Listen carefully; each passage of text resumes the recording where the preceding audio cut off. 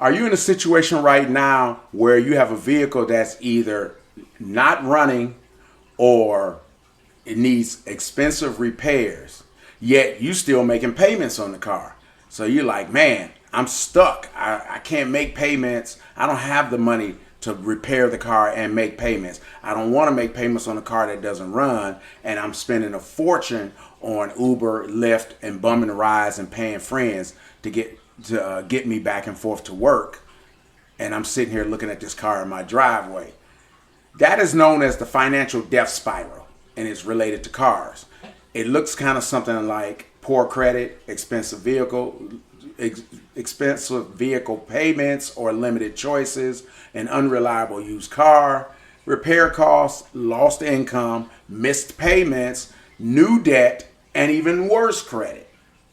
Then you end up with an even riskier purchase because you got to pay cash for a really bad car, or you got to pay for even more for financing. Now, as a credit consultant, I talk to people every day, and I see this on their credit reports all the time. It kind of looks like there's a repo, old or new, and then I say, well, what happened here? And it's usually either the car was destroyed and they didn't have insurance to cover paying off the car or paying off the whole car, or more likely they end up buying an older car, and because they were limited on their financing choices, and then they said, hey, now I'm faced with a repair. So in that death spiral, keep in mind that the poor credit does not directly make the car defective. Now, for those that don't know me, I'm Highly Rainey, also known as Highly the Credit Renovator. I specialize in helping first-time home buyers and entrepreneurs clear up their credit so they can get financing to buy their dream home or first home, or get that funding that they need to start or grow their business. Now, those two have a connection because they're very similar in what your credit needs to look like to get that kind of financing. I've been doing this for about 4 years, well, almost 5 years, but I've been in credit and banking for almost 30 years. So I've seen more than my fair share of that. So let me tell you about a client of mine's. Actually, it's her husband who would have been a client, but we chose a course of action for him that did not require me and my services. So when they came to me, she was co-signer on his auto loan. He has a 2020 Volkswagen Atlas SUV. Great car, whatever. If you like Volkswagens. Very nice car, though. And so when they came to beat me back in November of 2025, here was the scenario. She co-signed for him when he bought the vehicle back in 2020.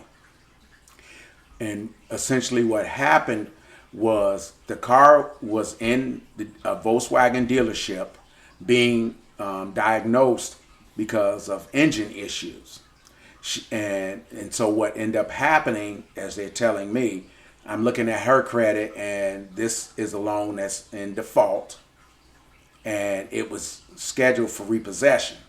And she told me, no, they don't have the car. They didn't repossess the car. Because I'm like, I can't believe after 150 days that the car hasn't been repossessed yet. So as the story unfolded, this is where it went. The vehicle, when he started having engine problems, he took the vehicle to a Volkswagen dealership. It's a Volkswagen car, as I said, and he financed his loan through Volkswagen Finance. Here's what happened. The Volkswagen dealership had the vehicle for about 3 weeks.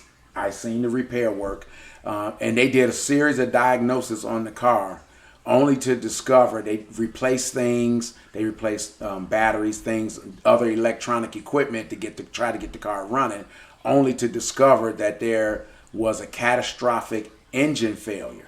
This engine would never run again. It would look like it's going to run. It would turn over, things like that. He said it would run. First, it was running poorly. Then it stopped running altogether. It would almost seem like it could be fixed, but the dealer assessed the service department assessed that the vehicle needed a new engine at the tune of about 12 grand.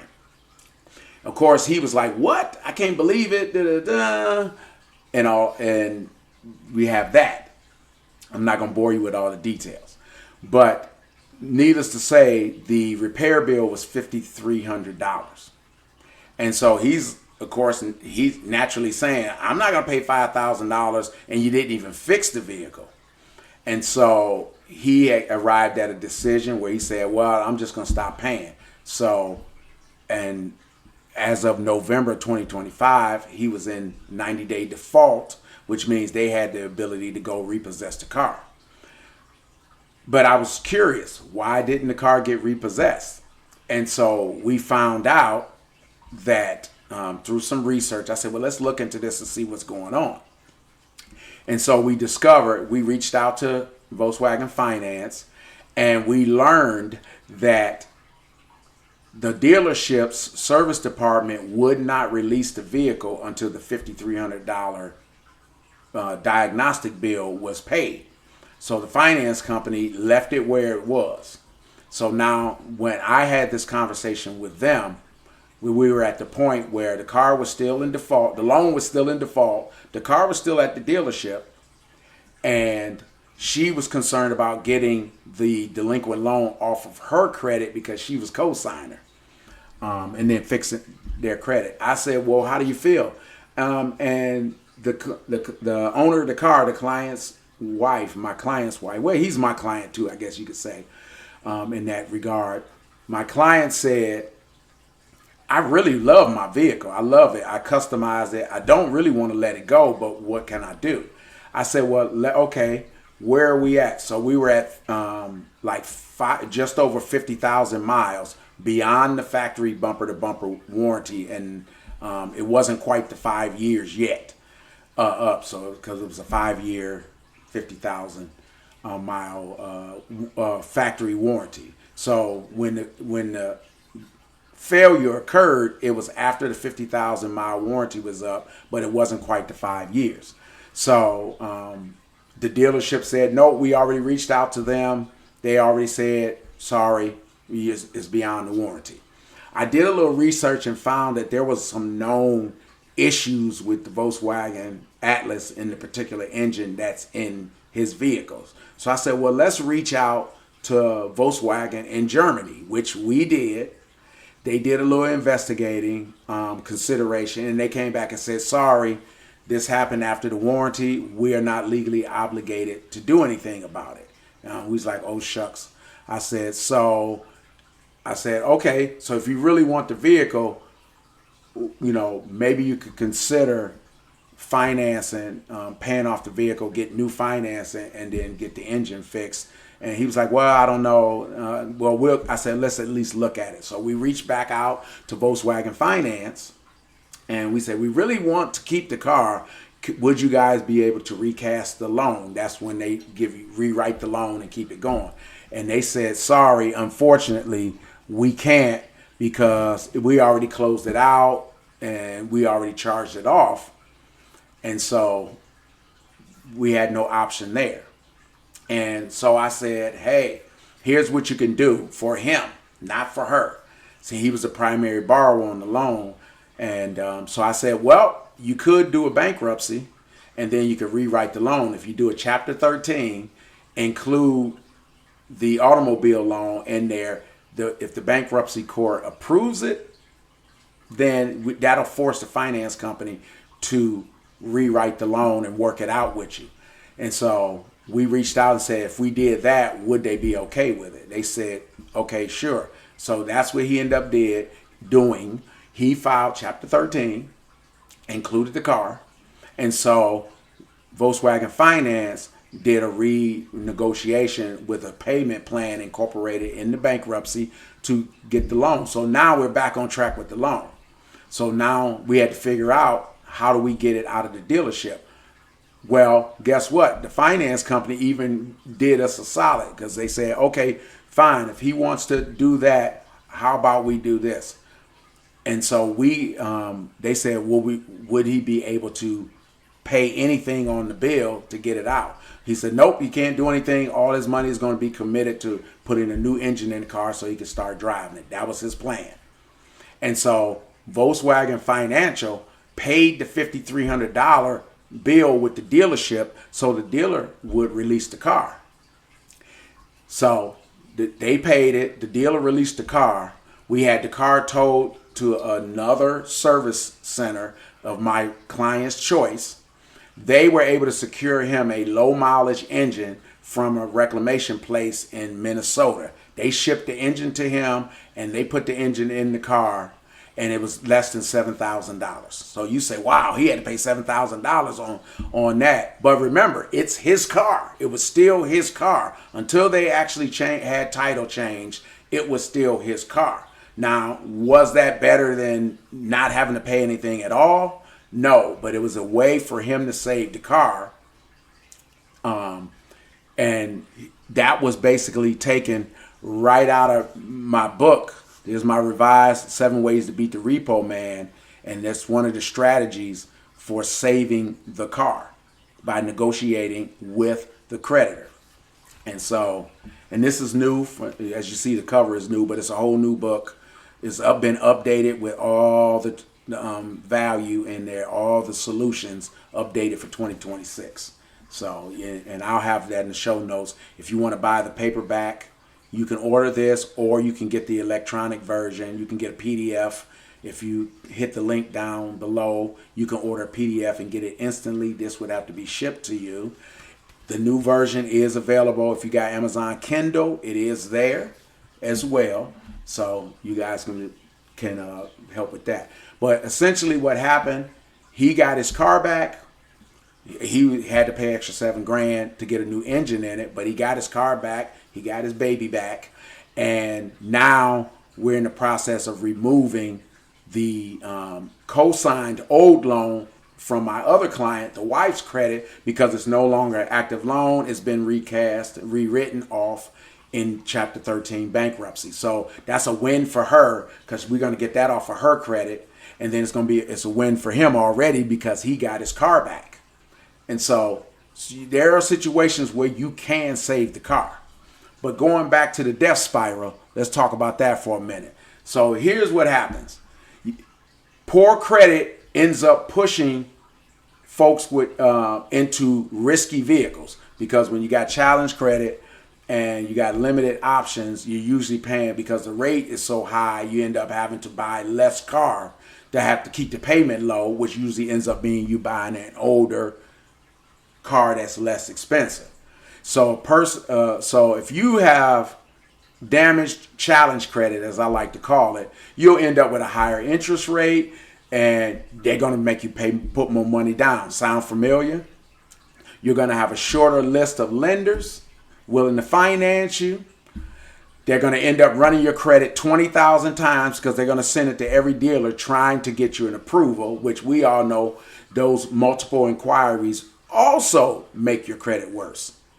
You're going to have dealers having you focus on that monthly payment. Like I said, with the higher rate, you're going to have a higher payment. And so when they tell you, where you want your payment to be, if your credit is bad, you end up with a high rate. You're going to keep going down, down, down, down, down in order to get a payment that you can live with, which you end up with in a cheap car. Usually it's an older, high mileage car, sold as is with little or no warranty at all. Usually as is almost no warranty. Or they'll offer you their warranty, so they're going to be responsible for that. And oftentimes with those, you don't get the greatest protection, because although they took your money and charged you extra for that in-house warranty, they almost never want to honor the warranty and incur the cost of fixing your car. And many buy here, pay here places, and then they have all kinds of multi-payment options, like instead of paying monthly, it's bi-weekly, things like that. And then a lot of them have very aggressive repossession practices. Most finance companies, you're defaulted after 90 days late. Some of these places, you only can be 60 days late, and then they want to come take your car. And many of these practices are within FTC guidelines. That's the Federal Trade Commission. So you want to avoid those. All right. Number two, the vehicle starts having problems, mechanical problems, and it starts to drain your budget. So again, if the car was old to begin with, now you've had it for a time and it's even older, and now the actual mechanical of the life of the car is at question. You don't know. Now you ended up in this high cost loan secured by a vehicle that could break down any moment. Let's just call it what it is. Many times it's raggedy. It's raggedy. And so after the purchase, now you got to start paying more for maintenance. One thing after another breaks down. Sounds familiar, right? So now you end up in a situation where you got a car payment, you got your insurance. Of course, you got to pay for gas for the thing to run. Now you're starting to have, you have your regular maintenance first. Now you start having repairs. Then, of course, you got to register the car every year. And then when the car breaks down, you have to figure out and pay for alternative transportation while it's gone. I have a client right now, right in the middle of us working on her credit. Her car now is requiring a significant repair. And she's juggling right now with paying for the repair and now even paying for her credit repair, because it happened right when she started. And so now she's trying to, and she wants out of the car, but she's caught in the death trap because her credit hasn't been fixed yet. So she doesn't have a better finance option to buy a better car. So we were trying to get her there, but this happened right before she did.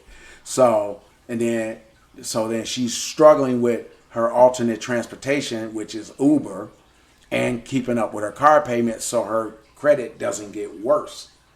So that payment that she thought was affordable at the dealership has now become unaffordable because of the major credit repair issues, and it's related to transmission, which we all know transmission repairs are almost never cheap.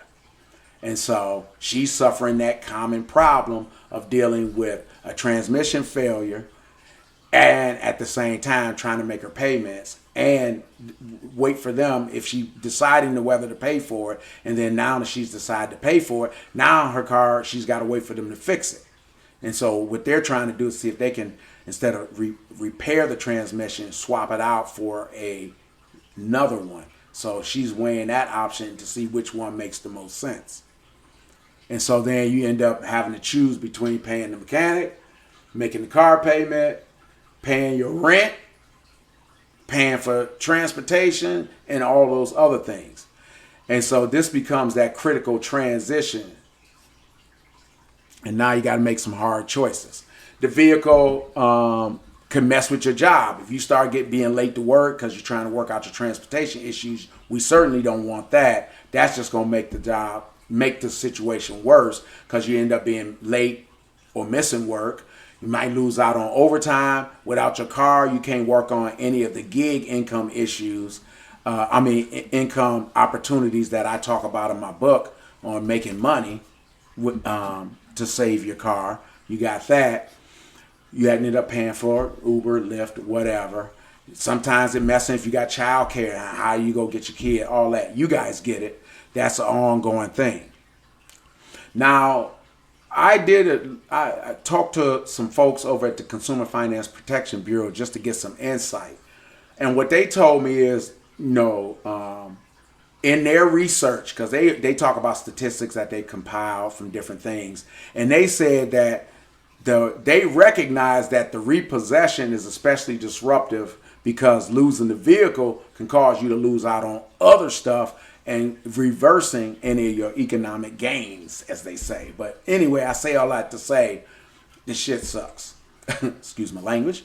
And of course, usually a lot of times if you do end up having a way to pay for the repairs, it's usually through high cost debt in addition to what you already got. So typically if you got challenged credit, that means you already got credit cards with high interest rates, and you end up having to use the credit card to pay for the repair. So now you got a bigger credit card bill, but you got the car fixed. Sometimes people use payday or title loans to pay for the repairs, which I'm not really a big fan of it. It's a means to an end. I recommend that. I mean, I understand that, but I still don't recommend doing that unless it's a last choice. Cash advances, buy now, pay later. They may use, because the mechanic may process credit card payments or process payments through like Stripe, and they'll give you the option. You might be able to sign up for Klarna or any of those. Those are alternatives to paying for your car in a pinch. Just realize the long-term cost of that. But if it'll get you back on the road, Klarna, Afterpay, those guys are an option for that. What you don't want to do is write checks and they overdraft, and you don't want to use your credit card and go over your limit, and then you end up with fees there, and then again that impacts your credit even further. I know some people do what old school. They juggle their bills, they juggle their rent, they juggle their, which I'd never say juggle your rent, but they might juggle light bill, gas bill, other minor bills, pay for the car, get back on the road. So you guys are smart. You know what could work for you, so you can consider that. Just make sure you look at the whole picture of the cost involved. And then the worst part of it all, if you're in a situation where you end up using your cash to pay the repairs, so you skip a payment or two and use that money to make the repairs on the car. Now, of course, we know what happens there. Those late payments further hurt your credit, but it is an option. But it's just not the best one, because you ended up with a choice. And we don't want you to do that. You don't want to have to choose between making the payment and making the repair. But it's a catch-22, right? If you make the payment, you're paying on the car, and then you still got other transportation. But remember, it's your car, so that's not a bad idea, because you still want to keep the car, because you want to avoid repo, because a repossession situation, what you ultimately end up is still owing on the car, and now you don't have the car anymore because you allowed them to repossess it, take it back, sell it for little or nothing, and then you end up owing the balance anyway. So if you're going to still have to be responsible for a balance on a car, you better off keeping the car or selling the car. And I talked about that in my last video. And so at least, even if you still end up owing some money, it'll be a lot less than if you let them sell it for whatever price they want, and then you end up with no car and still got a bill, and then you don't pay that, right? Because if you didn't want to pay on the car when you owned it, you certainly don't want to pay on it when you don't have it anymore, which that repossession is going to be there haunting your credit forever. And then, although it probably won't stop you from getting another automobile loan, but it's going to stop you from getting a good loan, because if they're not going to risk you on you if you've already done this already, so let a car go. So keep that in mind, because like I said, repossession does not necessarily eliminate the debt, and it almost never does, unless especially not in a situation where we're talking about a car that's not even in its best condition, because it's either not running, so it has a major repair. So the car is almost guaranteed to, if they repossess it, sell it at auction, they'll probably sell it for 20 cents on the dollar. So you'll probably still end up owing thousands of dollars on it, and then now you're responsible for that, and you don't even have the car anymore. So you'll end up with no vehicle, no reliable transportation before or after, a repossession on your credit report, a collection or deficiency balance. You probably end up with lost income, because during this whole thing you may or may not miss work. I hope not. And then, of course, you still need to get another car. So that's a big part of that. And then, of course, now you're going back into the car market. You need a new car. And now you're in worse shape than you were before. Now you got an even lower credit score. Now you got a recent repossession or late payments on your credit. And then you may, if you paid for any repairs before then, you might still have that. You probably spent all your money trying to keep up on the payments, maybe thinking about the repairs, or at minimum, you've paid a lot of extra money on Uber, Lyft, or whatever, getting a ride to work. So now you probably got even less money to put down on your next vehicle. And you're going to be faced with the same situation already. So that's why I call it a spiral, because you're a cycle of going down. And then you're going to have, even greater desperation. So you go back to the dealer and then you're like really jammed up, and then you feel like whatever they do for you, they did you a favor when really they made it better. So the cycle is basically this: bad credit leads to the purchase of a fragile car. The fragile car creates payment disruptions and drain on your budget, which makes you have fragile financing. That fragile financing creates even worse credit, and that even worse credit purchases an even more fragile and riskier car. So it's a death spiral down. So with those choices, I just want to say this. So you might think, why not just buy a cheap car? And I'm going to tell you why just buying a cheap car does not work.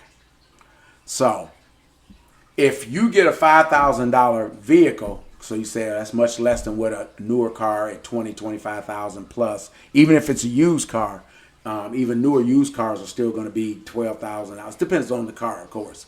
But if you end up buying a $5,000 vehicle and that ends up needing $4,000 in repairs, and then creates all those other problems that I talked about, the missing work, trying to find alternate transportation and whatnot. Now you sunk for $9,000 with the hassles and all of that. So the correct comparison wouldn't be, oh, well, I'm just buying a $5,000 car. You really buying a $9,000 car. You just buying the car now and putting the money into it later. So you didn't really buy a $5,000 car. You bought a $9,000 car that's going to cost you up front ultimately. And so you got the purchase price, you got finance costs, you got expected repairs, you got insurance, you got downtime, and you got replacement risk. So I say all that to say this. The options for breaking that cycle, how the hell do you get out of that? How do you avoid that in the future? How do you just say enough is enough? Well, the first thing you want to do is try to protect your income before protecting the car. Now, what do I mean by that? Your first priority is making sure your ride to work is solid.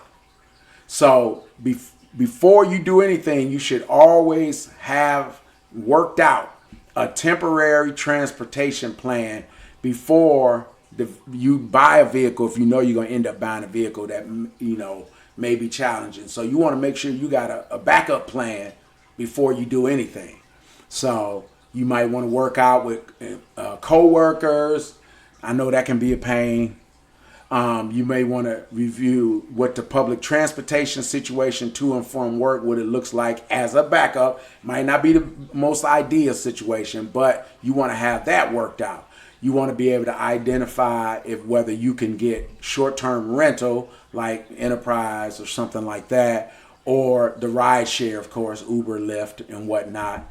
Do you got church members? Do you have other places that can give you options? Because there's a lot of transportation services that can be paid that way. Ask understand whether if at your job, if you need it, can you get temporary work assignments or schedule changes to accommodate you if you having car problems?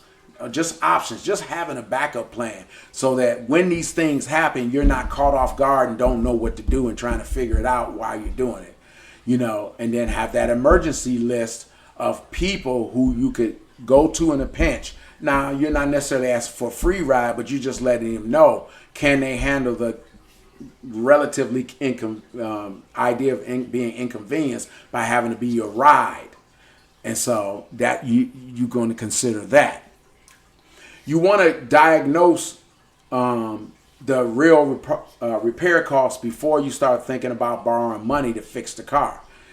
You want to make sure you get your repair diagnosis in writing, which they did. You want to get a second opinion if it's really expensive. I know that can be hard when the car is not running, and if they start doing work and then that sort of thing. But if you want to get diagnosis, a lot of times you start by getting multiple diagnoses based on the description of what's happening, and then you may want to, if the vehicle's running, you may want to take it to each one of them, have them look at it, so you can get a real and true assessment of what the issue is and what is a reasonable cost to fix it. You want to make sure you think about safety critical issues versus optional issues.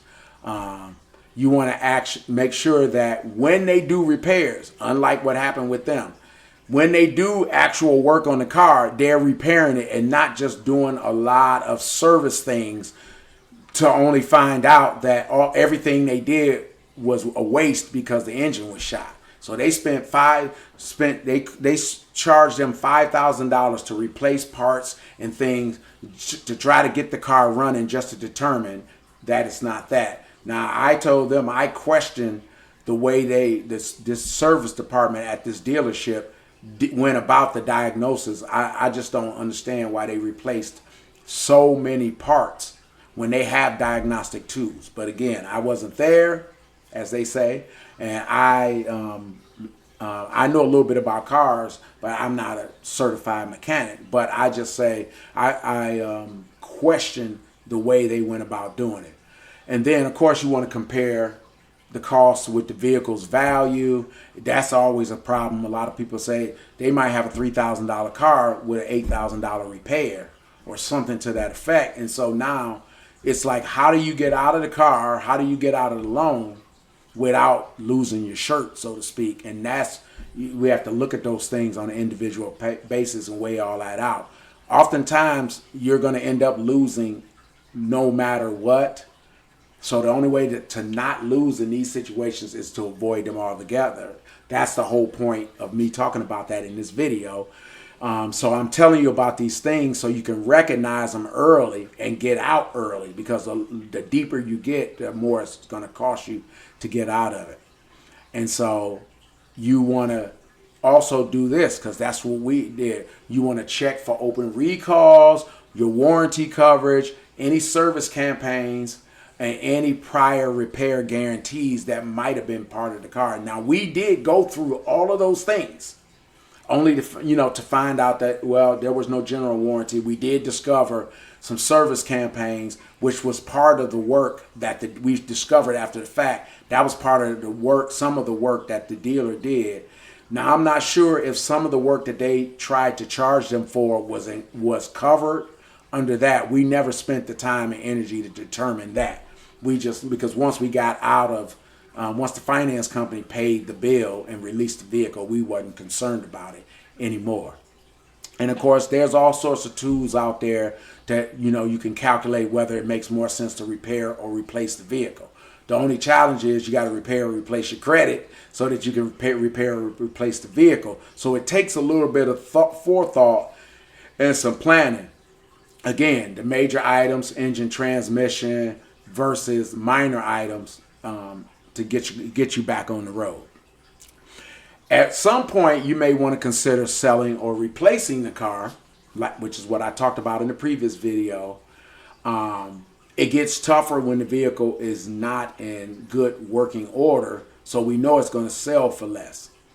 That's why in many cases you may have to just bite the bullet and keep it going and just accept the fact that but of course a lot of people, they feel like if they're paying a note, they want to be driving a better car. Understood. But sometimes you may have to pay the piper. Okay. But you definitely want to make sure that in order for you going forward, that you can get out of the spiral, is to improve your credit position before going out even trying to find another car. Of course, I'm going to say that, right? I'm in the credit industry, but it's true. Because when the current car can be kept running temporarily, you may have to just remember you're going to have a delay.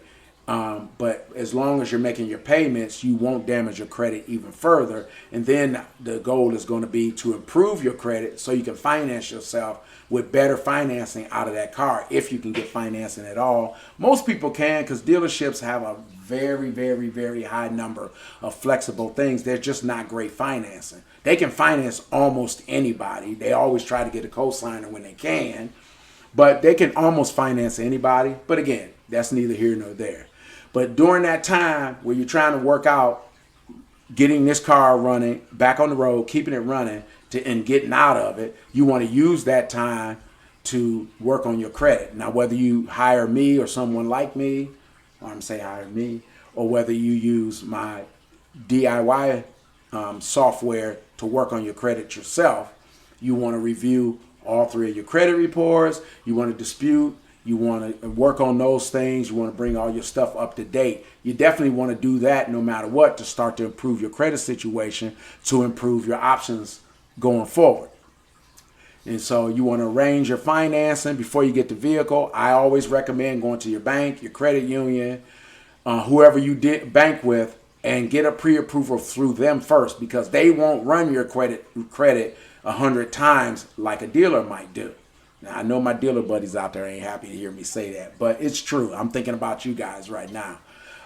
Any of those options are better. You might want to consider those instead of going right to the dealer and getting that.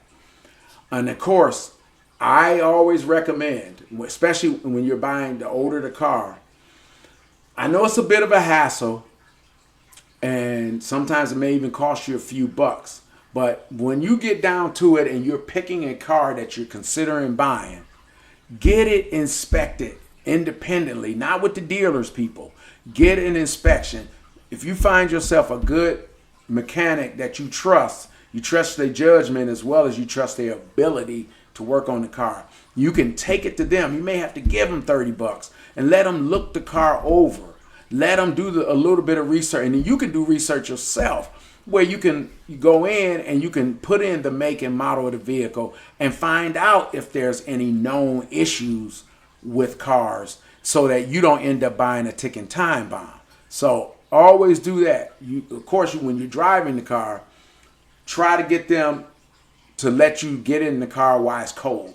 Because a lot of times they'll be, oh, let me go and warm it up for you and bring it around. Because if it has difficulty starting, if there's issues and noises that the car make when it's cold, they want to make sure you don't hear those things. So you may have to use a lot more care in the purchase of your car when you're buying older cars under this situation we're talking about. So you spend a little time now, and it can help you avoid some of those things.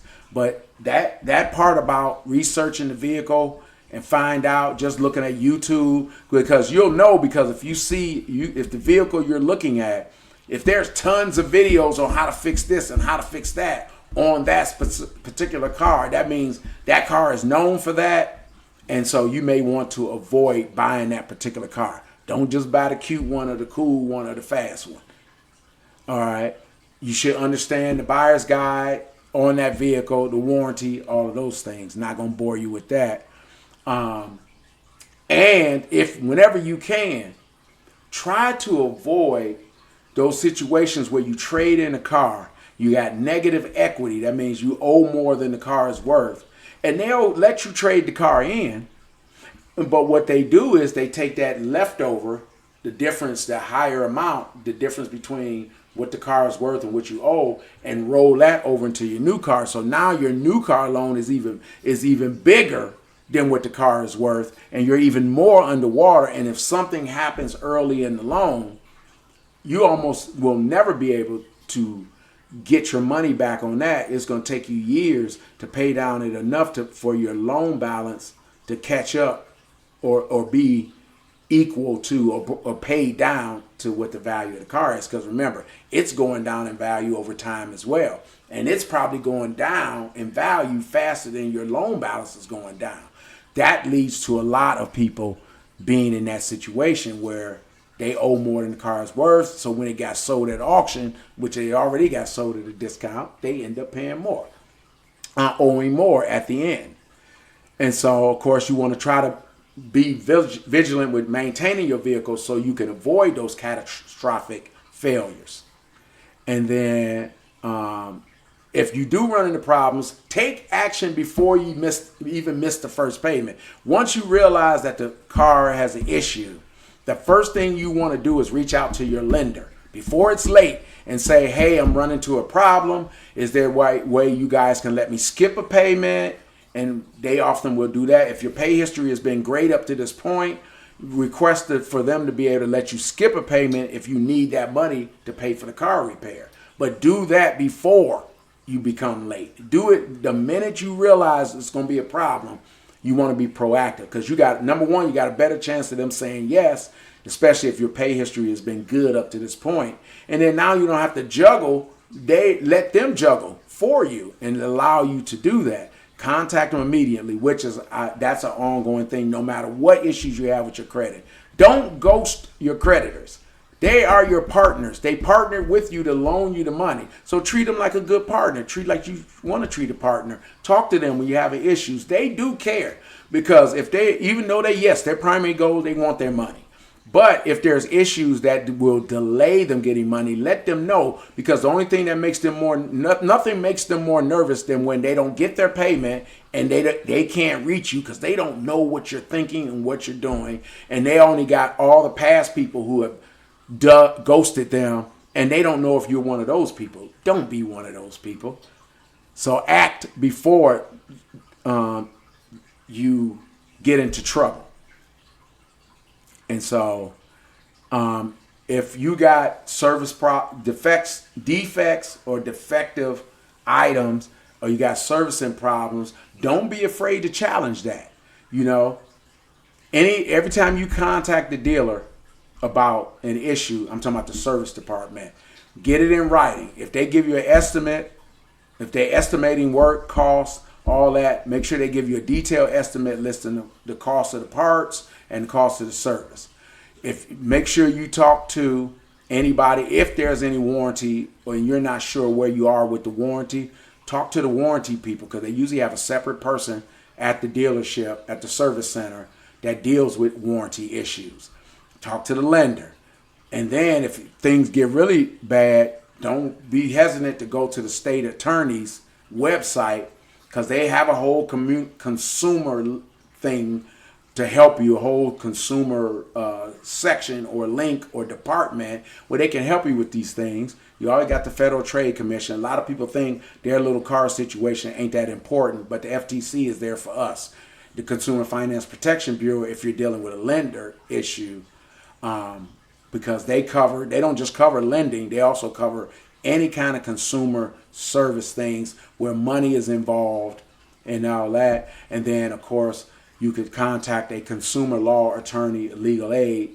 My company, we partner with a consumer law firm when working on people's credit and having issues with credit and debt.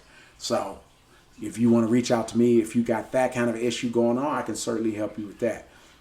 And so real quick to sum it up, here's a framework I call STEER. That'll steer you out of your credit card trap.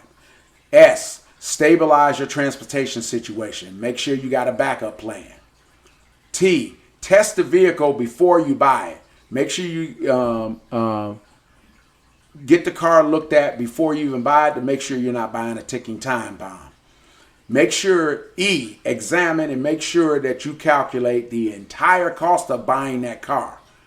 Calculate the payment, the interest, all of that. Figure out what your insurance, because remember, insurance premiums vary with the type of car you buy. Sports cars, high theft cars, they cost more to insure. And don't get cheap insurance. Make sure you get full coverage insurance to carry the car because it's not about the car. It's about you protecting your purchase, you protecting your asset, which is that car. And then you got to consider, is this a car that burns a lot of gas? Is it known for repairs? Things like that. The second E is expanding your finance choices. You want to improve your credit, save some money for a down payment, and look at outside financing rather than going to the dealership. R, you want to reserve and rebuild while you're trying to get out of that car. So if you maintain your vehicle repairs and keep maintenance together, that'll eliminate a lot of those. But and so while you're trying to work your way out of that car, keep it running, and then start weighing your options. Improve your credit if you still got credit issues, so that when you're ready to move, you can, instead of running away from one bad car to another, you can start to transition away from bad car and bad financing to a better car and better financing. And then that way everything just gets better, and then you continue with an upward spiral instead of that downward spiral. And so basically, in short, if you're stuck, we get it, but there is a way out. It just needs a little bit of planning, but there will be some pain. So there's not a painless choice. There's the least amount of pain. So if you're stuck in your car and that car is not running right or it's in disrepair, you do have options. Again, if you want to learn more about that, number one, you can check out my book, 7 Ways to Beat the Repo Man. This is the new 2026 edition. And you can check that out. A lot of helpful hints there. So you can, again, if you don't want to, the paperback book is $13.99 plus shipping, but you can get the PDF digital version by clicking the link below, and that only costs you $10, and you get it right away instantly. But it's exactly the same. That's just an electronic version of this. Some people like having a book they can hold on to forever. PDF you can hold on to as long as you can access it with your phone. So if you like this video, I'm going to ask that if you're not already subscribed to my channel, please subscribe to my channel, because I want to be able to, because YouTube, that'll help YouTube share my videos with more people that can help with that. If you need any help from me about this or any other credit issues, you can reach out to me in any of the social media outlets. If you want to buy the book, you can buy either option at the links in the video below. And if you have any other questions or issues, please comment. I welcome your comments, because I want to continue to create videos about stuff in credit and finance and funding that you guys care about. I want to help you with those things as much as I can.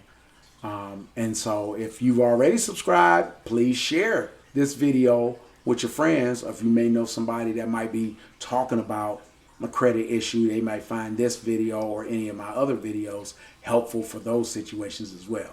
So until the next video, I thank you guys for your time. I try to keep these videos a half hour or less, but I think it's worth the 50 minutes or so to watch this. So hopefully you watched it to the end. That just tells me you're somebody that really wants to make a difference in their situation. And this is how we do it. So I'll talk to you guys in the next video.